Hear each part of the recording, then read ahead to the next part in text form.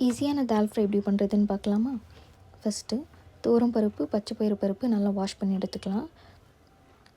அப்புறம் தக்காளி, வெங்காயம், 2 பச்சை மிளகாய், தேவையான அளவுக்கு மஞ்சள்தூள், தேவையான அளவுக்கு தண்ணி சேர்த்து அதுக்கப்புறம் உப்பு ஆட் பண்ணிடலாம்.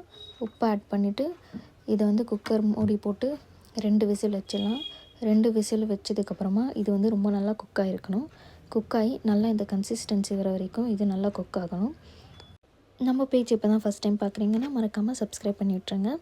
நான் இப்போது கடாய் நல்லா சூடானதுக்கப்புறமா தேவையான அளவுக்கு எண்ணெய் ஊற்றி கடுகு, சீரகம், பச்சை மிளகாய், வெங்காயம், கொத்தமல்லி சேர்த்துட்டு நல்லா மிக்ஸ் பண்ணி விட்டுருவேன்.